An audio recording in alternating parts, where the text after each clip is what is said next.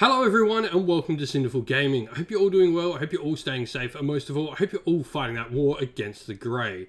Today's video, we're going to take a look at an article posted up by Warhammer community, sort of talk a little bit about the Leagues of Votann. This is something that I'm really excited for Warhammer 40k. We haven't had a non-chaos, non-imperial faction like this come out in quite some time, and I think the Leagues of Votann are really going to shake up the narrative of Warhammer 40k in a way that we haven't seen in quite some time. I mean, I think this is almost bigger than like Psychic Awakening and like almost bigger than a Primarch coming back.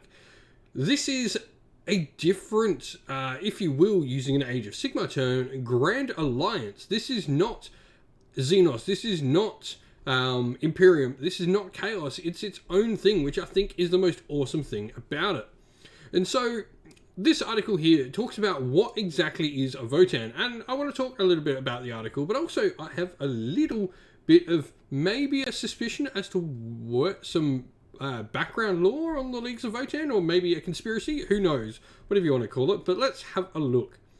And so the Leagues of Votann are on their way, and everyone's excited to find how these doughty spacefarers fit into a vast setting of Warhammer 40,000. The Leagues have a long storied history of independent strongholds bound together by the Votann, but just what is a Votann anyway? A secretive people in the galaxy full of mortal threats, the kin do not discuss the nature of the Votann with outsiders by sacred custom and sensible caution. The word is used freely enough, but no one beyond the Leagues has any clue as to what exactly it refers to. There's a good reason for this reticence. If the secrets of the Votann were ever revealed to the galaxy at large, the uneasy peace between the Leagues and the Imperium of Man would quickly crumble. And so it goes, an uneasy peace. And that's, it's the uneasy peace between like Eldar and the Imperials and many other races throughout the galaxy that have, these sort of symbiotic relationships of a sort. What exactly is this Votann? So we get these really cool pieces of artwork, like this big giant face here with a cool thing. Like, it looks amazing. And so, why the Votann are ancestor cores, supercogitators, gestalt repositories of inherited wisdom and knowledge. Each league has its own Votann, central to its way of life, and no kin would hesitate to lay down their lives to protect it. These venerable cogitators are as sacred to the kin as gods are to the more spiritual races. That's the sort of thing that the Adeptus Mechanicus has very strong opinions on. With these self-organizing data stacks and quantum info cores is held all the information that people might need to survive among the stars. Weapon specifications, military theory, genealogical data, science, philosophy, and even Stampler template constructions, or STCs. There is an unimaginable wealth of lore buried in each Votann which cannot be allowed to fall into the more superstitious hands of outsiders. Of course, the 31st millennium being what it is, not all is well among the Votann. It turns out that even machines of near limitless power can eventually run out of memory. Whoever first created these marvels did not design them for tens of thousands of years of constant operation, and the sheer weight of data they are forced to compute has begun to slow them down. And so we sort of learn what exactly these big Votanns are. They're these giant machines, and of course, they worship a machine. They almost worship them, I guess, is what it's trying to say. And we know how the AdMech feels about like worshipping other machine gods and stuff like that. Another really great piece of art. I can't wait to see more art on the Leagues.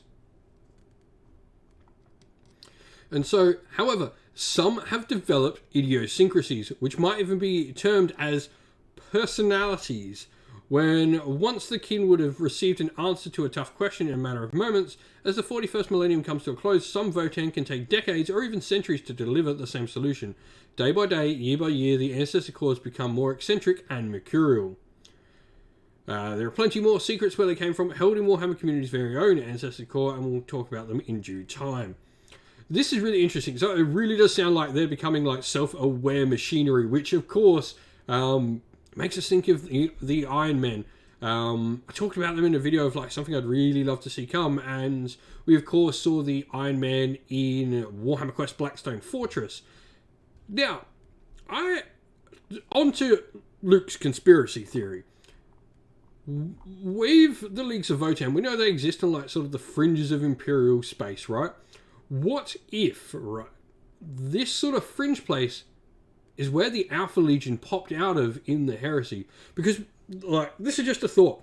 We know the Alpha Legion was, like, in some super technically advanced race. We know that's where our Alpharis and Omegon came from. They don't really talk about it to anyone else, which adds into the secretive nature of the Votann. Super technically, logically advanced. And on the fringes of the galaxy, to me, this just makes sense. It's a total, like, stab in the dark, but it'd be a really interesting sort of thing. Other leagues that, like, did the Alpha Legion or Alpharis and Omega come from the leagues of Votann? Anyway, there's just a bunch of really cool stuff. I'd love to hear your thoughts. What are you thinking of the leagues of Votann? Are you hoping for Iron Men alongside them? And some more living machines, some essentially Terminators. We know how living machines go.